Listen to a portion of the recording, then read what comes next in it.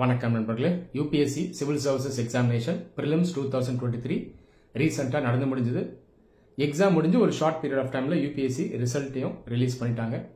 இந்த முறை ப்ரிலிம்ஸ் எக்ஸாமினேஷனில் நிறைய பேருக்கு சர்ப்ரைஸாக இருந்த, சொல்லப்போனால் ஒரு பெரிய ஷாக்கராகவே இருந்த ஒரு விஷயம் என்னென்னா சிசாட் பேப்பர்.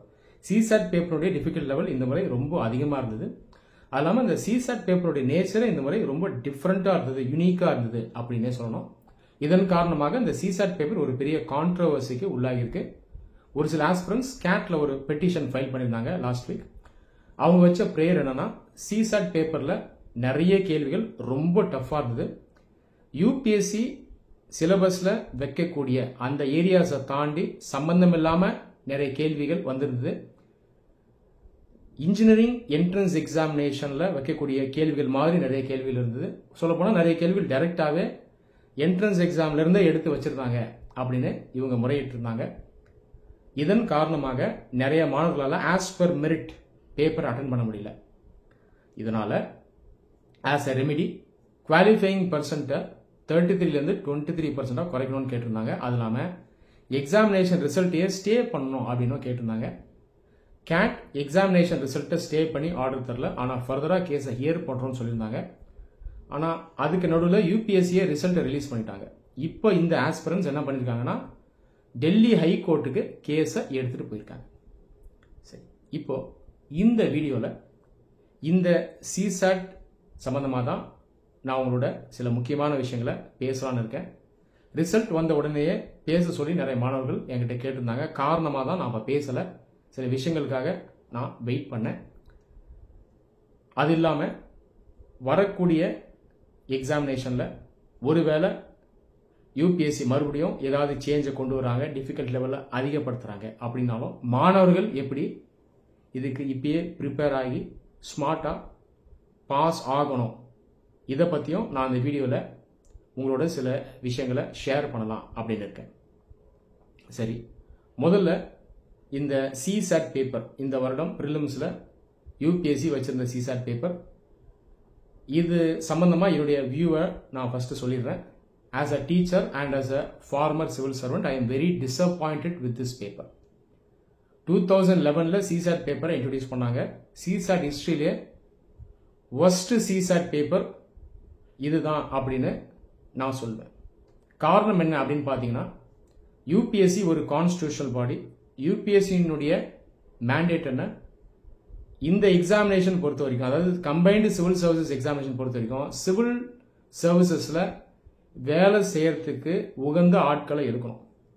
யாரை சிவில் சர்வீசஸ்குள்ளே எடுக்கணும்? ஜெனரலிஸ்ட் எடுக்கணும். டொமைன் எக்ஸ்பர்ட்ஸ் நமக்கு தேவையில்லை. அது இல்லாமல் ஸ்பெசிஃபிக்காக டெக்னோக்ராட்ஸ் நமக்கு தேவையில்லை. ஸோ நல்ல நாலேஜ் இருக்கணும் on a wide range of subjects.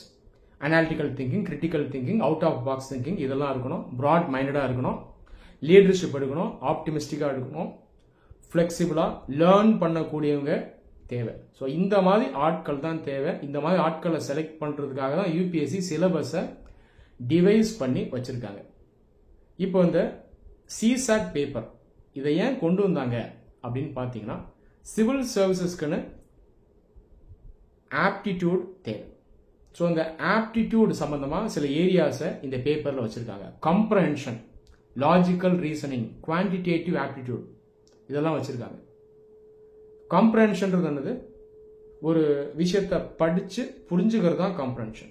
நாளைக்கு ஒரு ஐஏஎஸ் ஆஃபீஸர் ஆகுறீங்க, ஒரு அஃபிஷியல் டாக்குமெண்ட் இருக்கு, அல்லது ஒரு கவர்மெண்ட் வெப்சைட் இருக்கு, அதில் இருக்கக்கூடிய கண்டென்ட்டை குறைஞ்சபட்சம் நீங்கள் படித்து புரிஞ்சுக்கணும். அதை படித்து புரிஞ்சு நீங்கள் ஒரு டிசிஷன் எடுக்கணும். அப்போ இதுக்கு ஒரு பேசிக் ஸ்கில் கம்ப்ரஹென்ஷன். அதனால தான் இந்த சிசாட் பேப்பரில் கம்ப்ரஹென்ஷன் இருக்கு. சொல்லப்போனால் யூபிஎஸ்சி இதை இங்கிலீஷ் கம்ப்ரஹென்ஷன் சொல்றது இல்லை, வெறும் கம்ப்ரஹென்ஷன் அப்படின்னு தான் சொல்றாங்க.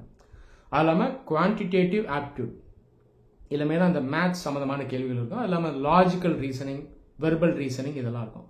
ஒட்டு மொத்தமாக இதை நம்ம ஆப்டிடியூட் அப்படின்னு சொல்றோம். 2011 லான்ச் பண்ண பேப்பர் 2014 வரைக்கும் மார்க்ஸ் கவுண்ட் பண்ணி எடுத்தாங்க ஃபார் மெரிட். 2015 இருந்து இதை குவாலிஃபையிங் பேப்பராக வச்சிருக்காங்க. இந்த முறை சிசாட் பேப்பரில் அவங்க வச்ச கேள்விகள் பார்த்தீங்கன்னா ரொம்ப டிஃபிகல்ட்டாக இருக்குது. ஸோ இந்த மாதிரி கேள்விகளை யாரால கம்ஃபர்டபுளாக ஆன்சர் பண்ண முடியும் அப்படின்னு பார்த்தீங்கன்னா இன்ஜினியரிங் பேக்ரவுண்ட்லேருந்து வந்தவங்க, மேத்ஸை நல்லா ஸ்ட்ராங்காக படித்தவங்க, இவங்களால தான் அதை ஆன்சர் பண்ண முடியும். அப்போ மற்றவங்களால பாஸே பண்ண முடியாதா அப்படின்னு கேட்டிங்கன்னா பாஸ் பண்ணலாம், பட் அது டிஃபிகல்ட்டாக இந்த முறை இருந்தது. இந்த முறை சர்வீஸில் நிறைய பேர் ஃபெயில் ஆகிட்டாங்க. ஐபிஎஸ் ஆஃபீஸர்ஸ், ஐஆர்எஸ் ஆஃபீஸர்ஸ்லாம் நிறைய பேர் சிசாட்டில் ஃபெயில் ஆகிட்டாங்க. அது இல்லாமல் ஜிஎஸ்ல நல்ல ஸ்கோர் எடுத்த நிறைய பேர் சிசாட்டில் ஃபெயில் ஆகிட்டாங்க. இந்த முறை மெயின்ஸ் எக்ஸாமினேஷன் எப்படி இருக்குன்னா, நாலேஜில் ஸ்ட்ராங்காக இருக்கக்கூடிய ரொம்ப சீரியஸாக படித்து ப்ரிப்பேர் பண்ண மாணவர்கள் இந்த முறை உள்ளே இருக்க மாட்டாங்க. அப்போ காம்படிஷனே பார்த்தீங்கன்னா அந்தளவுக்கு குவாலிட்டியில் குறைவாக தான் இருக்கும். ஸோ இந்த மாதிரி ஒரு நிலையை தான் இந்த சிசாட் பேப்பர் ஏற்படுத்தி வச்சிருக்கு. அது இல்லாமல் லாஸ்ட் அட்டெம்ப்ட் இந்த முறை நிறைய பேருக்கு இருந்திருக்கும். அவங்கள நிறைய பேர் சிசாட்டை கிளியர் பண்ண முடியாமல் போயிட்டாங்க. இப்போ நான் ஏற்கனவே சொன்னது போல ஜென்ரலிஸ்ட்டை செலக்ட் பண்ணக்கூடிய எக்ஸாமினேஷன் தான் இது. இப்போ இந்த மாதிரி கேள்விகளை சிசாட் பேப்பரில் வச்சா இது சரியா?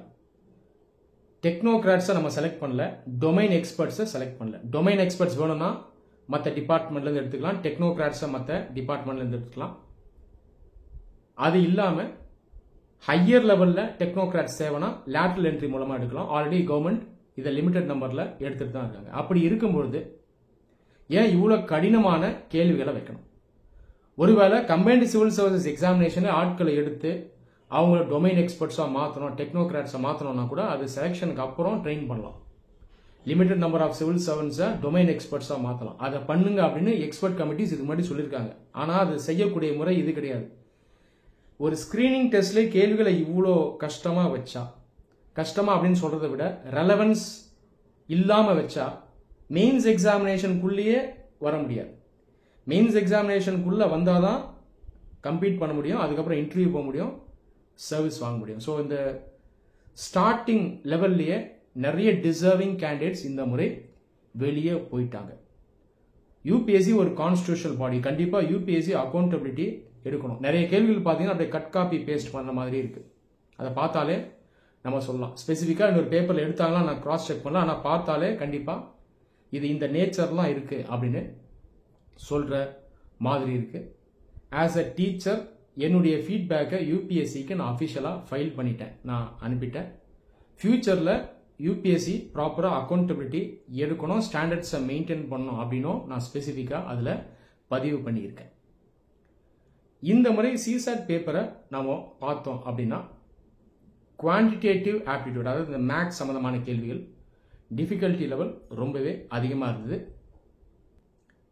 இங்கிலீஷ் காம்ப்ரஹென்ஷன், அதாவது காம்ப்ரஹென்ஷன் அரௌண்ட் ஒரு 25 கொஸ்டின் வச்சுருந்தாங்க. மாணவர்களுக்கு நான் அட்வைஸ் பண்ணுறது என்ன அப்படின்னா, நிறைய பேர் என்னை காண்டாக்ட் பண்ணியிருந்தாங்க, நிறைய பேர் ஒரு ஷாக்கில் இருக்காங்க. ஒரு சில பேர் என்கிட்ட சொன்னது என்னன்னா, எக்ஸாமே நான் அடுத்த முறை எழுத போகிறது இல்லை சார் அப்படின்னு சொல்கிறாங்க. தயவு செய்து இந்த மாதிரி தவற செய்யாதீங்க. எப்பயுமே நான் சிசாட் பேப்பர் பொறுத்த வரைக்கும் மாணவர்களுக்கு அட்வைஸ் பண்ணுறது என்ன அப்படின்னா, ஒரு ஜென்ரலிஸ்டாக போங்க. இந்த முறை பேப்பர் கஷ்டமாக தான் வந்தது, அதனால் நீங்கள் மறுபடியும் மிஸ்டேக் பண்ணாதீங்க, நீங்கள் கரெக்டான பாதையிலே போங்க. நம்ம சேனலில் சிசாட் ப்ரிப்பரேஷனுக்கான வீடியோ இருக்குது, அதை பாருங்கள். அதில் நான் என்ன சொல்லுவேன்னா, எல்லா ஏரியாஸ்லையும் குறைஞ்சபட்சம் ஸ்ட்ரெங்தன் பண்ணிட்டு போகணும். Comprehension, logical reasoning, verbal reasoning, quantitative aptitude எல்லாத்துலையும் ஓரளவு ஸ்ட்ராங்காக போங்க. நிறைய பேர் என்ன சொல்லுவாங்கன்னா, நான் மேக்ஸில் பாவம், நான் இங்கிலீஷில் பாவம், இப்படிலாம் பேசுவாங்க. யூபிஎஸ்சியே இதை எக்ஸ்பெக்ட் பண்ணலை. ஸ்கூல் லெவலில் தான் அவங்க கேள்வி வைக்கிறாங்க. டிஃபிகல்ட் லெவல் கொஞ்சம் அதிகமாக தான் இருக்குன்னு சொல்ல, ஆனாலும் ஸ்டாண்டர்ட் இதுதான். மேத்ஸில் ராமானுஜன்ஸ் எக்ஸ்பெக்ட் பண்ணல, இங்கிலீஷில் ஷேக்ஸ்பியர்லாம் எதிர்பார்க்கல. அதனால் நம்மளை கண்டம் பண்ணக்கூடாது, புரியுதா? நான் இன்ஜினியரிங் பேக்ரவுண்ட்லேருந்து வந்துட்டேன், இங்கிலீஷ் வராது. ஆர்ட்ஸ் பேக்ரவுண்ட்லேருந்து வந்தேன், மேத்ஸ் வராது, இப்படிலாம் பேசக்கூடாது. குறைஞ்சபட்சம் எல்லாத்துலேயும் ஸ்ட்ரென்தன் ஆகிட்டு தான் போகணும், புரியுதா? பல பேர் சொல்கிறத கேட்டு நம்ம இஷ்டத்துக்கு படிக்கக்கூடாது, இன்னொருத்தர் பண்ணுற மாதிரி நம்ம பண்ணணும்னு நினைக்கக்கூடாது. இந்த முறை நிறைய பேர் பண்ண பிளண்டர் என்னன்னா, அவங்களுடைய ஸ்ட்ராங் ஏரியா எதுவோ அதையே நம்பி போயிட்டாங்க. ஜென்ரலாக நிறைய பேர் கம்ப்ரஹென்ஷனை மட்டும் நம்பி போவாங்க. இந்த முறை அந்த மாதிரி போனவங்க எல்லாருமே விக்டிமைஸ் ஆகிட்டாங்க. இந்த மாதிரி செய்யக்கூடாது. ஸோ கரெக்டாக படிங்க, எல்லா ஏரியாஸ்லையும் ஓரளவுக்கு ஸ்ட்ரெங்தன் பண்ணிட்டு போங்க. உதாரணத்துக்கு கம்ப்ரஹென்ஷனில் நீங்கள் ரொம்ப ஸ்ட்ராங்னா கூட குறைஞ்சபட்சம் லாஜிக்கல் ரீசனிங்கில், குவான்டிடேட்டிவ் ஆப்டிடியூட்லையும் ஒரு 6 கேள்வி கரெக்டாக ஆன்சர் பண்ணுற மாதிரி போகணும். நான் குறைஞ்சபட்சம் சொல்கிறேன். ஒருவேளை காம்ப்ரஹென்ஷனில் நீங்கள் வீக்குனா கூட குறைஞ்சபட்சம் ஒரு 12 கேள்வி கரெக்டாக ஆன்சர் பண்ணுற மாதிரி அதில் ஸ்ட்ராங் ஆகிட்டு போகணும். ஓகேவா? ஸோ இதுதான் ஸ்ட்ராட்டஜி. இந்த முறை பேப்பர் பார்த்தா கூட இந்த குவான்டிடேட்டிவ் ஆப்டிடியூட்ல ஒரு 7லேருந்து ஒரு 10 கேள்வி வரைக்கும் ஆன்சர் பண்ணுற மாதிரி தான் இருக்குது. நான் பார்த்தேன் பேப்பரை. கஷ்டமாக இருந்தாலும் குறைஞ்சபட்சம் ஒரு 7 கேள்வி நீங்கள் ஓரளவு ஸ்ட்ரெங்தன் பண்ணியிருந்தீங்கன்னா நீங்கள் கரெக்டாக ஆன்சர் பண்ணலாம். இந்த முறை கூட பார்த்தீங்கன்னா இந்த அடிப்படையில் படிச்சுட்டு போனவங்க நிறைய பேர் செலக்ட் ஆகியும் இருக்காங்க. But once again paper was difficult anyway. ரைட்டா? ஸோ ஃபியூச்சரில் நான் சொன்ன ஸ்ட்ராட்டஜியை அடாப்ட் பண்ணுங்க. ஒருவேளை நீங்கள் சிசாட்டில் ரொம்பவே வீக்காக இருக்கீங்க அப்படின்னு நினச்சிங்கன்னா இப்பயே சிசாட் ப்ரிப்பரேஷனை ஸ்டார்ட் பண்ணுங்க. நீங்கள் எப்படி பண்ணலான்னா ஒரு 2 months எடுத்துங்க, ஒரு சைக்கிள் எடுத்துங்க, டெய்லி 1 hour நீங்கள் ப்ரிப்பேர் பண்ணுங்க. அப்புறம் ஒரு 1 month கேப் எடுத்து மறுபடியும் ஒரு 2 months cycle end of year வரைக்கும் கொண்டு போயிடுங்க. அதுக்கப்புறம் ஜான்வரிக்கு அப்புறம் இன்னும் விகரஸாக சிசாட் ப்ரிப்பரேஷனில் ஈடுபடுங்க. ப்ரிப்பரேஷனுக்கான ஓவரால் கைடன்ஸ், பிளான், ரிசோர்ஸஸ் எல்லாம் நம்ம சேனலில் நான் சொல்லியிருக்கேன். அந்த வீடியோவை ஃபுல்லாக பாருங்கள். நிறைய ரிசோர்ஸ் வந்து லேர்ன் பண்ணாதீங்க, லிமிட்டடாக ரிசோர்ஸ் வைங்க. ஆனால் ப்ராக்டிஸ் மறுபடியும் மறுபடியும் மறுபடியும் பண்ணணும். ப்ரீவியஸ் இயர் கொஷினை சால்வ் பண்ணணும். யூபிஎஸ்சி ப்ரீவியஸ் இயர் கொஷின்ஸ் அல்லாது நீங்கள் எதை சால்வ் பண்ணலாம்னா இந்த பேங்கிங் எக்ஸாம்ஸ் இதனுடைய பேப்பர்ஸ் எடுத்து நீங்கள் சால்வ் பண்ணலாம். அது இல்லாமல் எக்ஸாம் கிட்ட வரும்போது நீங்கள் ரெகுலராக டெய்லி ப்ராக்டிஸில் ஈடுபடணும். ஏன்னா சிசாட் பொறுத்த வரைக்கும் நாலேஜை தாண்டி அந்த அப்ளிகேஷன், ஸ்பீடு, ஃபோக்கஸ் இதெல்லாம் முக்கியம். ஸோ இதெல்லாம் நான் அந்த கைடன்ஸ் வீடியோலையுமே நான் சொல்லியிருக்கேன். ஸோ கைடன்ஸ் வீடியோவை பாருங்கள். தயவு செஞ்சு மனசை தளர விடாதீங்க. தேவையில்லாமல் நெட்டுக்குள்ளே போய் தவறாக இன்ஃப்ளூயன்ஸ் ஆகாதீங்க. நிறைய பேர் இந்த தப்பை பண்ணிக்கிட்டு இருக்காங்க. ப்ரிடிக்ட் பண்ணாதீங்க. ப்ரிடிக்ஷன் அப்படின்றது இந்த எக்ஸாமில் ஒர்க் ஆகாது. இதை நான் தொடர்ந்து சொல்லிக்கிட்டே வரேன். If you predict you are planning to fail, please take it positively. So prepare your self well for CSAT. ஒரு ஜெர்னலிஸ்டாக போங்க. எல்லா ஏரியாஸ்லையும் ஓரளவு ஸ்ட்ராங்காக போயிட்டீங்கன்னா கண்டிப்பாக நாம் பாஸ் பண்ணிடலாம். ஒருவேளை யூபிஎஸ்சி அடுத்த முறையும் டிஃபிகல்ட் லெவல் கொஞ்சம் அதிகம் வைக்கிறாங்க, அல்லது ஒரு ஏரியாஸில் கேள்வியை நம்பர்ஸை அதிகப்படுத்துகிறாங்க இல்லை ரெடியூஸ் பண்ணுறாங்க அப்படின்னு வச்சா கூட நீங்கள் அதுக்கு அட்ஜஸ்ட் ஆகி அடாப்ட் ஆகி நீங்கள் 33% அளவுக்கு நீங்கள் குறைஞ்சபட்சம் ஆன்சர் பண்ணி இந்த பேப்பரில் பாஸ் ஆகிடலாம். நன்றி.